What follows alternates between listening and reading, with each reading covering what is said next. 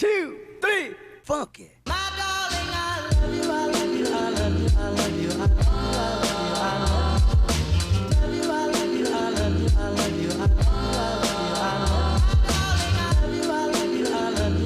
A couple of months ago, when I was working and I had to wake up 5 days in a week at 6 a.m, I used to struggle so much to put together an outfit. And this used to stress me out a lot because I had a lot of good clothes which I could wear, but for some reason, when it came to actually wearing something or putting together something, I always felt like I didn't have enough. But now that I'm sitting at home and I'm looking around me, I'm beginning to realize I have a lot of shit which I don't use. For example, when it comes to my clothes, I don't wear more than 30% of what I actually own. I never looked at the quality, the fit, whether they were comfortable, whether it was something I would wear for the next couple of months or even years. So in this video, we are going to declutter and reorganize my entire wardrobe in 5 steps. If by the end of this video you are inspired to do the same, then let me know in the comments below and let's get into it. The first step in decluttering is to bring all your clothes into one spot. It is very important to bring every single item you own and put it into one pile. I brought all my clothes and dumped it into one spot with a lot more space to organize them better. If your pile looks like this, don't worry, we will get through it together because once you do this, you'll realize 2 things. Number 1, you have a lot of shit, and number 2, you don't need most of them. Bonus point, if you have a little one at home, this is an extra fun time for both of you.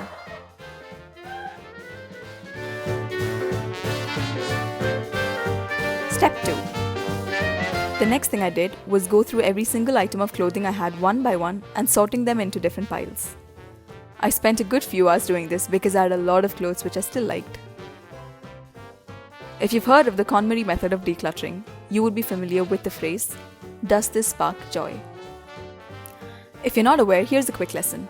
Marie Kondo is a Japanese organizing consultant who helps people declutter their homes. She uses a very simple ideology: keep things that only spark joy. As much as I wanted to do this, I'm currently not in the financial situation to only keep items which make me happy. So I sorted out my clothes into one of these 4 piles: to keep, to sell, to throw, and to donate. Okay, I'm going to be very honest, this is a lot. I didn't expect to have so many clothes because it looks very less when it's actually in the cupboard, but I'm so glad I did this because I can see how much unnecessary things I buy because it's cheap.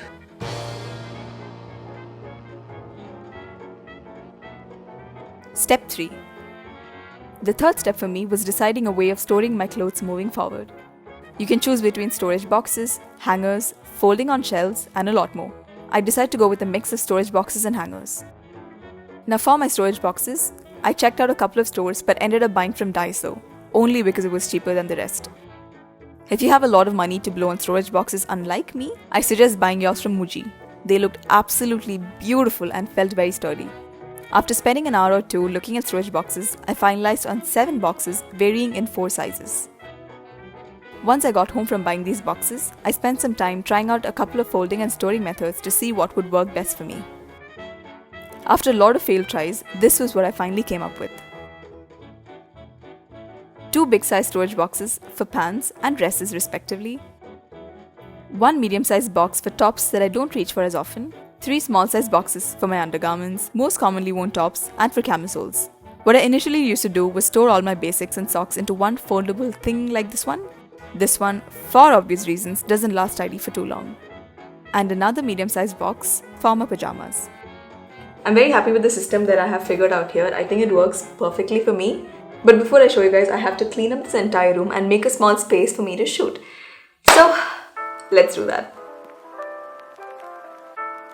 This is my donation pile, which I'm going to shift to another room because I don't have to deal with it right now. This is my sell pile, which is going to take me a lot of time. But for now, it is going to another room.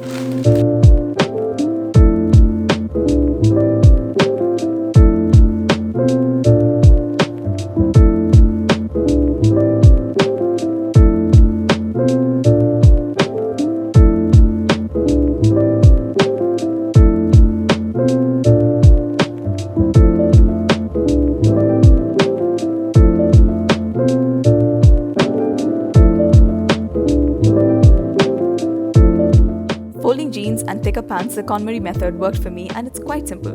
First, fold them to one side, then by half, and then by thirds. If you've done it right, the jeans or the pants should stand on its own. I did this for every single one of my pants and then filed them into storage boxes based on color.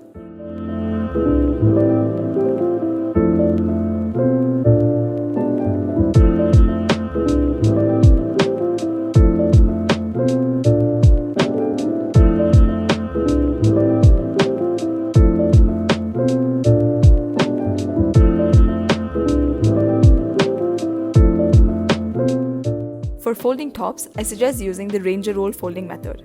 For the Ranger roll, you need to first roll up the bottom inward, fold the sleeves inward, and start rolling from the top to the bottom till you can grab the flap you initially made and roll it inside the flap.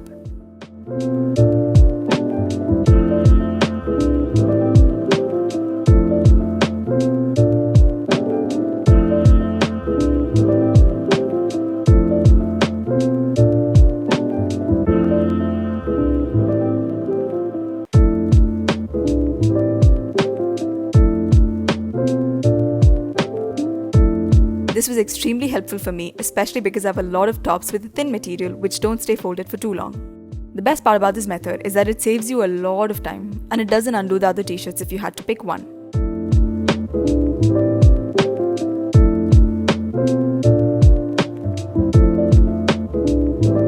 I further categorized my tops into two. One was basic tops which could go with any pair of pants for the days that I didn't want to spend time picking an outfit. In another box, I kept every other top which I don't reach for as often for the days that I had enough time to put together something cute.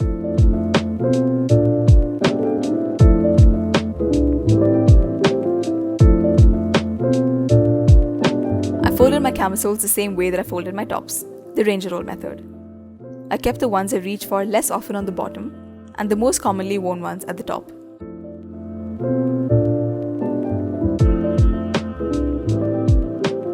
Here is where all your efforts finally pay off, when you reorganize everything and find a place for each of your boxes. Here is a quick before. Everything is messed up, everything is unfolded. It is extremely untidy as you can see. And here is an after.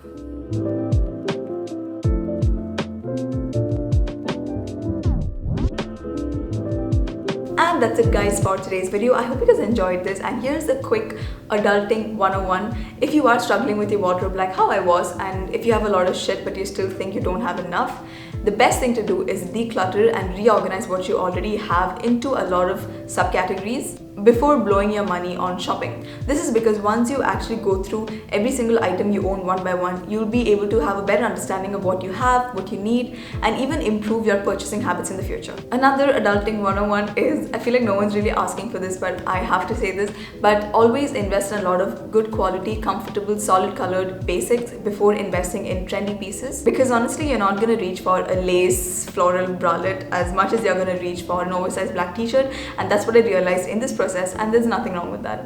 If you have any tips or tricks for me when it comes to doing my wardrobe, let me know in the comments below so all of us can have a chat about it. And yeah, that's it. I'll see you guys next time.